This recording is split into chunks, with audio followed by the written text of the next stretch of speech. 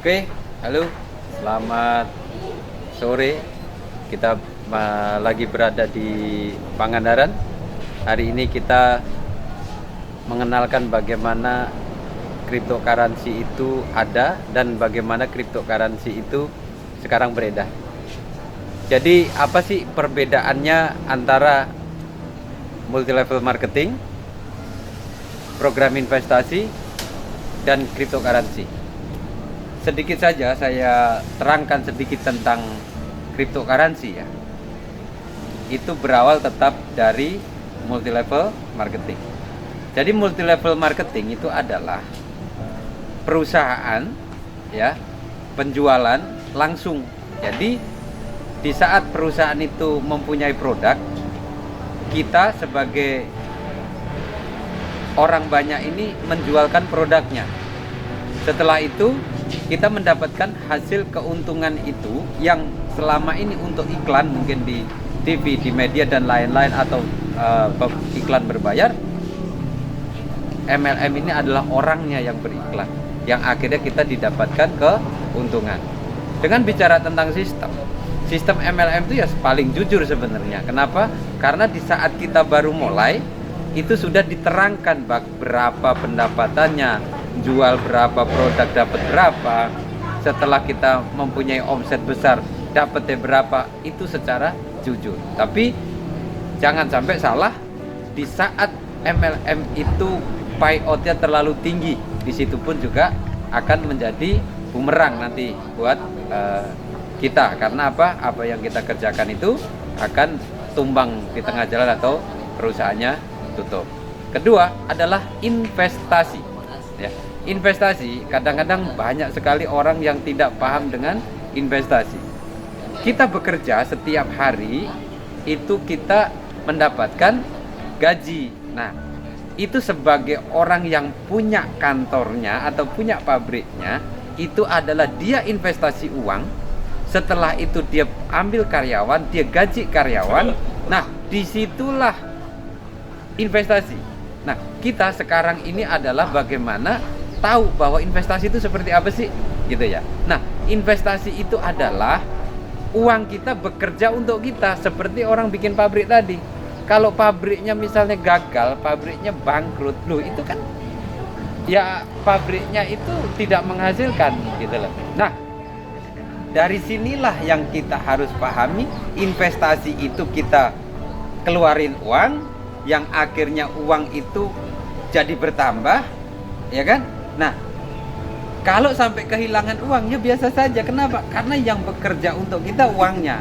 Contoh di investasi itu adalah uang kita setorkan ke perusahaan atau setorkan ke owner, akhirnya owner itu mengelola dari uangnya itu, yang akhirnya pengelolaan itu hasilnya dibagi ke kita. Tapi hati-hati dengan yang disebut investasi. Mungkin orang bilang investasi bodong.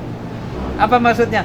Investasi yang hanya sekedar menarik uang, ownernya menarik uang, akhirnya uangnya itu hanya dibayarkan, jadi tidak ada keuntungan sama sekali, hanya uang itu dibayarkan kepada orang yang sudah lama masuk, dan ini terus. Nah, itu makanya dibilang investasi bodong, mungkin seperti itu. Nah, kita juga harus bisa jangan pinter aja, cerdas. Kita harus cerdas bagaimana cara mengelola. Oh, saya main ini resikonya sangat tinggi, ya kan? Akhirnya kita harus pahami bahwa beresiko tinggi berarti kapan kita masuk dan kapan kita harus keluar, kapan kita bermodal dan kapan kita harus tarik uang kita. Oke, itu kalau investasi. Hati-hati juga, kita harus pahami sedikit tentang ada investasi tapi bentuknya itu adalah cryptocurrency. Contoh, ada perusahaan memutarkan uang member yang akhirnya itu hanya sebatas dikasih lagi. Jadi contoh, kita setor Bitcoin, kita setor mungkin Doge, kita setor ETH, yang akhirnya kita bayarnya dari ETH. Nah, kalau ini terjadi bayarnya dari ETH, ini ya investasi. Kenapa? Karena uang yang kita setor ke owner ini atau ke developer itu, dia akan kasih keuntungannya koin bukan miliknya dia. Nah, itu sebenarnya investasi tuh. Kenapa? Karena yang punya program itu bukan orang yang punya program bukan yang punya koin gitu, developer koinnya. Akhirnya itu juga dibilang investasi. Jadi hati-hati di saat ngomong tentang cryptocurrency, hasilnya adalah koin yang sudah ada di market, sudah tinggi, yang akhirnya nanti sebenarnya tahu-tahu juga hilang juga. Karena apa? Karena buyout dari orang yang masuk sama orang yang keluar, nanti hasilnya akan tidak sebanding. Itu investasi. Jadi jangan terpukau dengan investasi cryptocurrency. Ya, sebenarnya itu duit kita dibeliin Bitcoin, setelah mendapatkan berapa persen per hari, nanti dia akan membayar ke kita. Nah, cryptocurrency adalah sebelum menjadi aset, kita harus menciptakan orangnya dulu, populasi manusianya dulu. Ya, manusia sebanyak-banyak yang memakai koin kita itu, dan yang utama adalah koinnya juga harus punya koin developernya, karena dia akan menaikkan track dari developernya itu. Jadi cryptocurrency awalnya harus berkembang dulu. Kita harus bekerja, mengembangkan dulu sampai mengenalkan orang-orang itu kenal. Bicara tentang koin atau cetak koin atau bikin koin atau menjadi developer koin, itu sangat mudah.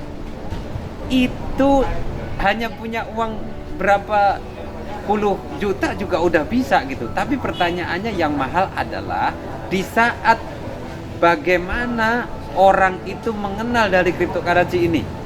Ya, cryptocurrency ini dikenal sama orang. Nah, ini biayanya ini sangat mahal.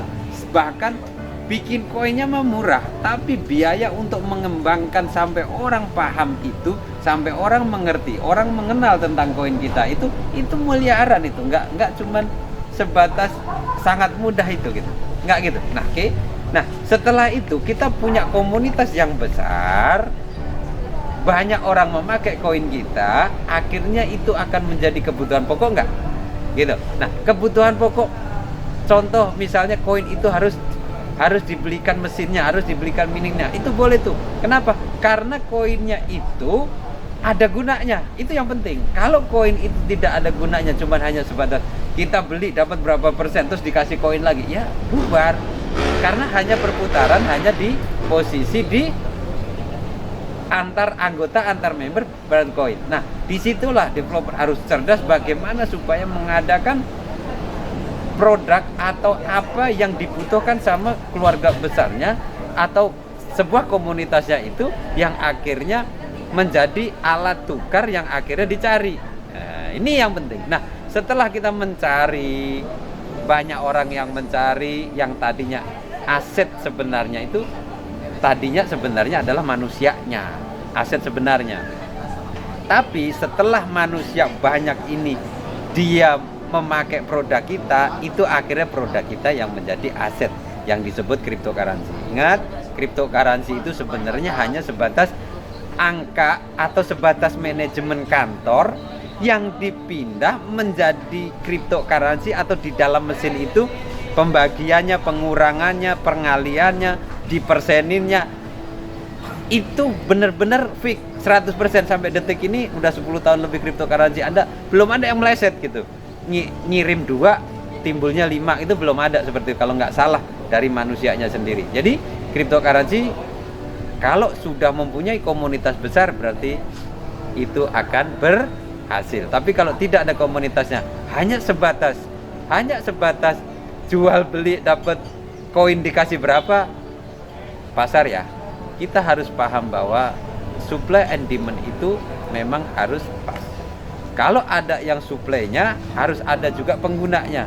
Ini yang penting. Jadi pahami cryptocurrency yang benar, bahwa kripto Anda ada gunanya, dan gunanya itu harus menjadi kebutuhan pokok. Baru itu nilainya atau angka nilainya itu akan menjadi sebuah aset. Karena cryptocurrency ini sebenarnya hanya sebatas pertukaran angka yang kita percaya, gitu ya. Tapi setelah orang banyak yang pakai, berarti orang banyak yang cari, disitulah baru bisa disebut aset digital kita. Karena angka kita akan bertambah dan bertambah, ya. Pahami cryptocurrency secara benar, pahami cara menjalankannya, dan yang terpenting siapa yang menjadi mentor dari itu semua, ya. Sukses buat kita semua. Sebelum kita keluar uang, sebelum kita membeli sebuah kripto, harus paham dulu. Setelah paham, Anda suatu saat akan tahu hasilnya seperti apa, atau kalau ruginya di mana. Itulah yang disebut bisnis secara real, bisnis secara bagus, bisnis yang perlu kita perjuangkan. Ya, sukses buat keluarga besar Kencana 5. Saya Wahyu Kencana 5 selalu berharap Anda sukses bersama keluarga besar Kencana 5. Sukses buat kita.